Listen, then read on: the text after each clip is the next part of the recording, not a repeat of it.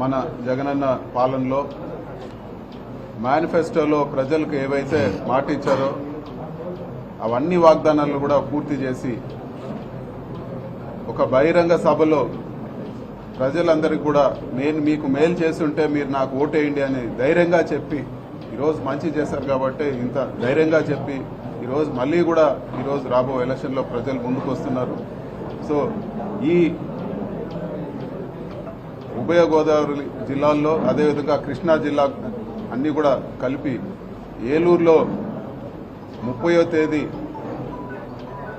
ఒక సన్నాహక సభ ఎలక్షన్కు పెట్టబోతున్నాము. ఈరోజు మా ఏలూరు జిల్లా అధ్యక్షులు నాని గారు అదేవిధంగా వెస్ట్ గోదావరికి సంబంధించిన ఎమ్మెల్యేలు అందరూ కూడా ఈరోజు మాట్లాడడం జరిగింది. ఈ సభని భారీగా విజయవంతం చేసి జగన్మోహన్ రెడ్డి గారి మెసేజ్ని క్యాడర్ అందరూ కూడా ఇచ్చే విధంగా ఈ సభని ఆర్గనైజ్ చేయబోతున్నాము. 30వ తేదీ మధ్యాహ్నం 2 గంటలకు ఈ సభ ప్రారంభమై సాయంత్రం 5 గంటల వరకు ఈ సభ ఉంటుంది. సో లక్షలాది మంది క్యాడర్ ఈ సభకు తరలివస్తారని చెప్పి కూడా తెలియజేస్తున్నాను. అదేవిధంగా వైఎస్ఆర్ కాంగ్రెస్ పార్టీ క్యాడర్ అందరూ కూడా ఈరోజు వైఎస్ఆర్ కాంగ్రెస్ పార్టీ ప్రజాప్రతినిధులు, నాయకులు, అదేవిధంగా బూత్ కమిటీ సభ్యులు అందరినీ కూడా ఈ కార్యక్రమానికి ఇన్వైట్ చేయడం జరుగుతోంది. వాళ్ళందరూ కూడా దీంట్లో ఒక భాగస్వామ్యం తీసుకొని అందరూ కూడా ఈ కార్యక్రమాన్ని విజయవంతం చేయాలని చెప్పి కూడా మేము కోరుకుంటాం. Thank you. పాలిటిక్స్ అన్నాక ఎలక్షన్ దగ్గరకు వచ్చే కొద్దీ ఒకరికిద్దరికి ఉంటుంది, అసంతృప్తి ఉంటుంది. బట్ అందరూ కూడా ఒక వైఎస్ఆర్ కాంగ్రెస్ పార్టీలో అందరూ కూడా కలుపుకొని వాళ్ళందరూ కూడా తగిన న్యాయం చేస్తామని. సో ఈవెన్ ఇప్పుడు మీరు చింతలపూడి అన్నారు, ఎలీజా గారు కూడా పార్టీకి చాలా మేలు చేశారు. ఇది ఒక్కటే కారణం ఏమంటే ఇది వరకు కూడా మన విజయరాజు గారు గత ఎలక్షన్లో కూడా ఆస్పిరెంట్గా ఉన్నారు. ఈసారి ఆయనకు అవకాశం ఇచ్చారు కాబట్టి ఈసారి ఎలీజా గారిని ఇచ్చేయడం, ఆయన కూడా పార్టీలో మంచి స్థానం కల్పిస్తారు, మంచి పోస్ట్ కూడా ఇస్తారు. సో ఆయన కూడా ఎక్కడా తప్పు పట్టే విధంగా ఆయన ఇప్పుడు కూడా వ్యవహరించలేదు. సో ఎలీజా గారు కూడా ముఖ్యమంత్రి గారు చాలా ఇంపార్టెన్స్ ఇస్తూ ఉన్నారు. అదేవిధంగా ఆయనకు ఒక మంచి స్థానం ఉంటుందని చెప్పి కూడా తెలియజేస్తారు.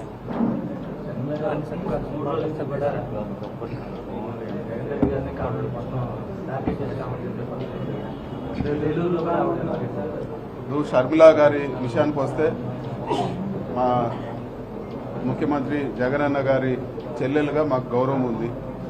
కానీ ఈరోజు బాధాకరమైన విషయం ఏమంటే 16 నెలలు జైల్లో పెట్టిన కాంగ్రెస్ పార్టీని ఆ రోజు షర్మిలా గారు కూడా తప్పుపట్టారు.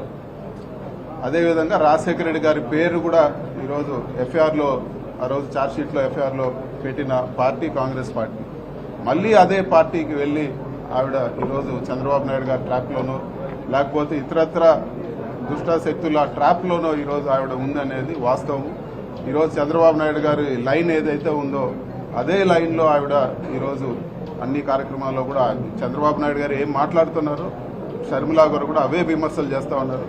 సో ఆ రోజు 16 నెలలు సొంత అన్నని జైల్లో పెట్టిన పార్టీ, అదేవిధంగా రాజశేఖర రెడ్డి గారి పేరు ఛార్జ్షీట్లో పెట్టిన పార్టీని ఈరోజు మళ్ళీ సమర్థిస్తున్నారంటే ఈరోజు ఆవిడని విమర్శించేదానికన్నా ఆవిడ పట్ల నిజంగా జాలేస్తోందని చెప్పి కూడా నేను తెలియజేస్తా ఉన్నాను. ఇలాంటి ఎవరైతే చంద్రబాబు నాయుడు గారు లేకపోతే ఈ వారి వర్గం అంతే వాళ్ళ ఏదైతే కోటరీ ఉందో వాళ్ళందరి ట్రాప్లో ఆవిడ ఉన్నారని చెప్పేది ఈరోజు అందరూ కూడా తెలుసుకునే విషయం. మొన్న ఈ మధ్యలోనే మణిపూర్ ఘటనని వైఎస్ఆర్ కాంగ్రెస్ పార్టీ ఏం కూడా మాట్లాడలేదన్నారు. పార్లమెంట్లో వైఎస్ఆర్ కాంగ్రెస్ పార్టీ గట్టిగా బీజేపీ గవర్నమెంట్ నిలదీసింది. అక్కడ కేవలం 2 ఎంపీలు ఉన్నా కూడా దేశంలో భాగమే. మణిపూర్లో వాళ్ళకు న్యాయం చేయాలి, అక్కడ ఉండే సమస్యలన్నీ కూడా పరిష్కరించాలని చెప్పి గట్టిగా వైఎస్ఆర్ కాంగ్రెస్ పార్టీ పార్లమెంట్లో మాట్లాడింది. అదేవిధంగా అన్ని సమస్యలపైన కూడా మేము పార్లమెంట్లో మాట్లాడాము. కాకపోతే బాధాకరమైన విషయం ఏమంటే మేమెవరు కూడా ఊహించలేదు షర్మిలా గారు ఇంతగా వాళ్ళ రాజశేఖర రెడ్డి గారి కూతురుగా ఉండి ఈరోజు వీళ్ళందరి ట్రాప్లో ఆవిడ పడతారనేది కూడా మేము ఎప్పుడు కూడా ఊహించలేదు. కానీ రాజకీయాల్లో ఇవన్నీ కూడా చూడాల్సి వస్తుందని చెప్పి కూడా మీకు